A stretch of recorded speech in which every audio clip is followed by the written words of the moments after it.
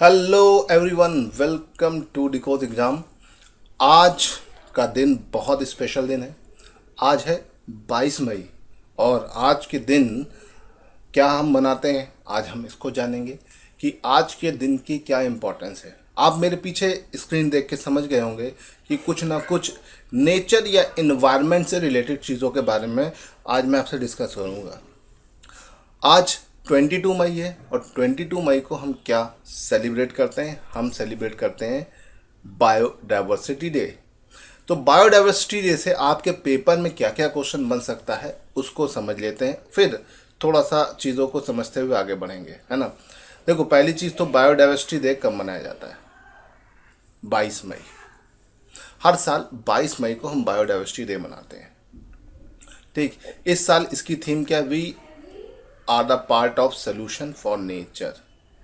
ये इसकी थीम है। इसकी थीम क्या है? We are the part of the solution for nature. ये इस बार की थीम है, इसको मत भूलिएगा। तो बायोडाइवर्सिटी डे की थीम आपके सामने है, इसे ध्यान रखिएगा। अब कुछ बेसिक चीज़ों के बारे में जानते हैं। पहली चीज़ तो बायोडाइवर्सिटी क्या होती है इसको समझ लेते हैं। What is biodiversity? अगर बायोडाइवर्सिटी को आप समझ जाएंगे तो आप चीज़ों को अपने आप ही समझ जाएंगे। बायोडाइवर्सिटी हिंदी में बोलते हैं इसे जैव विविधता। बायोडाइवर्सिटी या जैव विविधता की अगर हम बात करते हैं तो देखिए, biodiversity is a combination of two word, flora and fauna. Plant और एनिमल मिलके क्या बनाते हैं? बायोडाइवर्सिटी, है ना। फ्लोरा मतलब प्लांट और फौना मतलब होता है एनिमल्स। तो difference of plant, different types of plants and animals में एक बायोडाइवर्सिटी, है ना।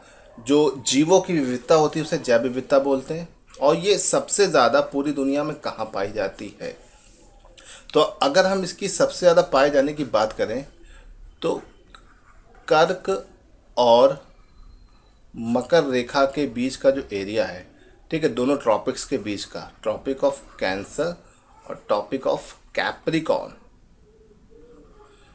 इसके बीच का जो एरिया है उसके बीच दुनिया में सबसे ज़्यादा बायोडाइवर्सिटी पाई जाती है। तो अगर आपसे क्वेश्चन एग्जाम में पूछे कि दुनिया की सबसे ज़्यादा बायोडाइवर्सिटी कहाँ पाई जाती है, तो कर्क और मकर रेखा के बीच में, या एक आंसर और आप बोल सकते हैं, इस एरिया को हम और क्या बोलते हैं? इस एरिया को बोलते हैं इक्वेटोरियल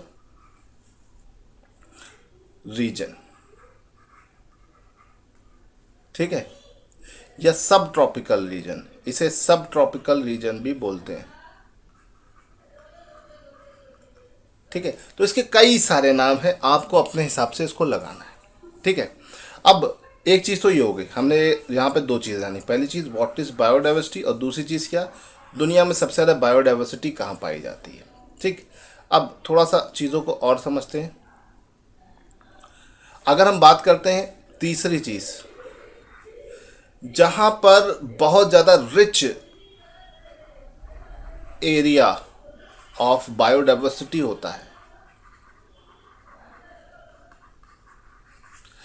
तो ऐसे रिच एरिया को हम बोलते हैं बायोडाइवर्सिटी हॉट स्पॉट्स।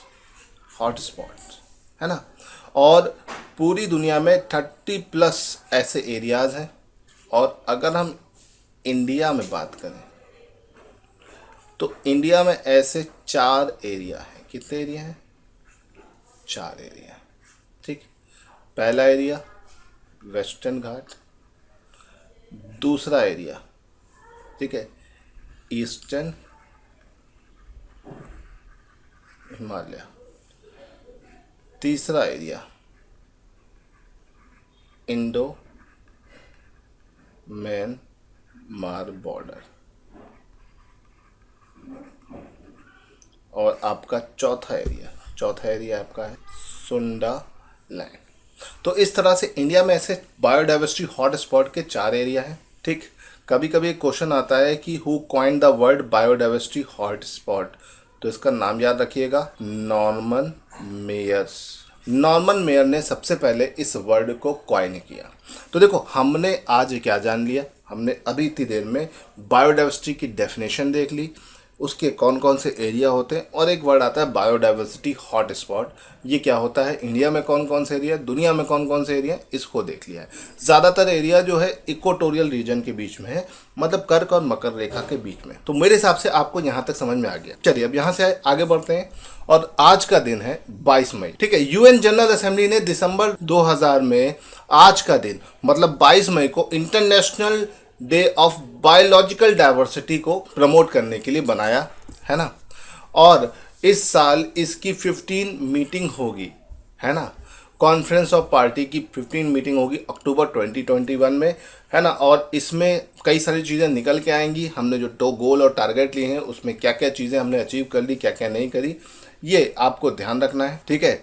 और आपका 2011 से 20 के बीच का जो स्ट्रैटेजी प्लान था उसमें कितना हमने अचीव किया, कितना नहीं किया, ये सब इस पर डिस्कस किया जाएगा, ठीक है। और हम अगर आगे की बात करें तो नया फ्रेमवर्क जो है जो बनेगा वो बेसिकली इस चीज़ को नज़र रख के बनेगा, the nutrition food security livelihood paper people specially for the most vulnerable, तो याद रखिएगा।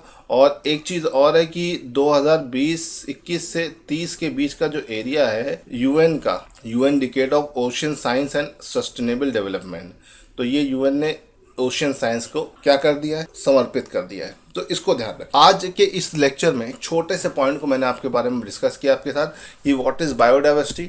और बायोडाइवर्सिटी डे का दिन 22 मई पड़ता है और इसकी theme we are the part of solution #for nation, ठीक है। तो इसको ध्यान रखिएगा।